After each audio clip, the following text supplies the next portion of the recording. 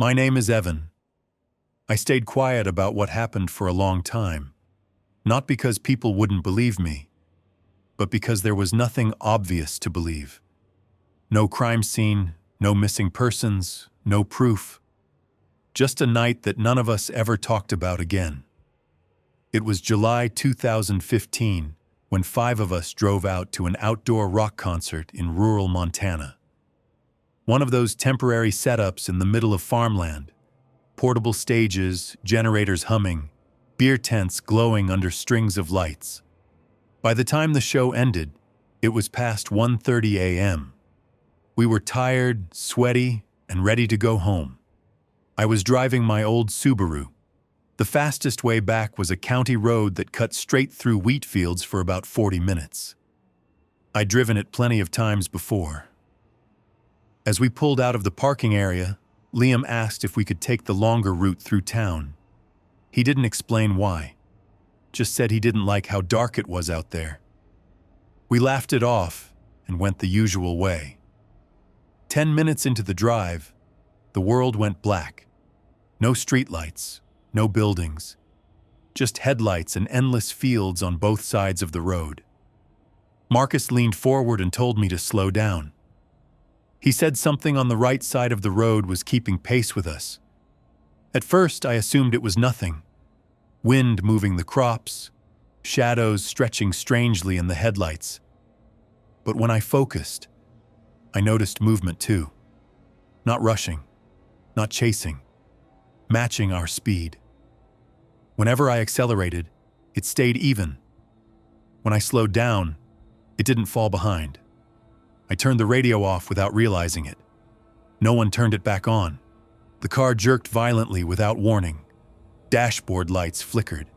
The engine sputtered, then went silent. We rolled to a stop on the shoulder. I stepped out to check under the hood. That's when I noticed the fence line a short distance away. Only after my eyes adjusted did I realize there was an old cemetery set back from the road. Small, overgrown, and clearly unused. Tyler tried calling for help. No signal. That was when the car doors unlocked. All 4 of them. Click, click, click, click. I locked them again immediately. A few seconds later, they unlocked again. I told myself it had to be electrical. My car had always had issues. Wiring, battery, random quirks. Still, no one laughed. No one moved. Headlights appeared behind us. A pickup truck slowed and pulled over. The driver was an older man, wearing a worn jacket, no uniform. He asked if we needed help, but his voice sounded tense, like he already regretted stopping. While I explained the situation, he kept glancing past us toward the fields and fence line. Finally, he said we shouldn't stay parked there. Not because of anything specific, just that people got disoriented on that stretch late at night. He'd seen accidents, cars abandoned, drivers panicking and walking into the fields. He told us to push the car far enough to restart it and leave without stopping again. Before he drove off, he said, "If something feels wrong out here, don't stand still long enough to figure out why." Then he left. We managed to get the engine running after pushing the car about 30 feet. Once it started, I didn't slow down. No one talked the rest of the drive. I dropped Marcus off first. He waited until I drove away before going inside. Tyler was next. He asked me later if my car had ever unlocked itself before. I told him yes. He didn't reply. Ethan got out without saying much, just nodded and shut the door carefully. Liam was last.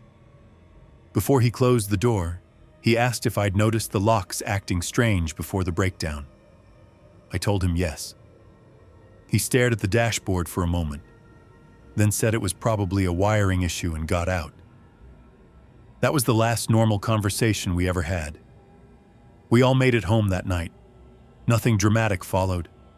No police, no reports, no investigations. Everyone showed up to class. Everyone went back to work. From the outside, It looked like a normal summer ended and life moved on. But the group didn't. Marcus transferred schools before the next semester. Tyler stopped responding to messages. Ethan moved out of state for work and never mentioned Montana again. Liam changed the most. He stopped driving after dark, took buses instead, refused rides. When I asked him about it, he said he liked knowing where the exits were. Eventually, we stopped trying to meet up. I still drive. But there are roads I won't slow down on anymore. Sometimes, late at night, I'll notice my car doors unlocked when I don't remember doing it. Every mechanic I've talked to says it's a known issue. Faulty wiring, aging components, nothing unusual. I believe them. What I don't understand is why I only notice it on empty roads, or why it always seems to happen just after midnight. I don't think something followed us home. I think we encountered something that night that didn't need to do anything else. Whatever it was, it didn't take anyone. It just made sure we never stayed the same. And somehow, that feels worse.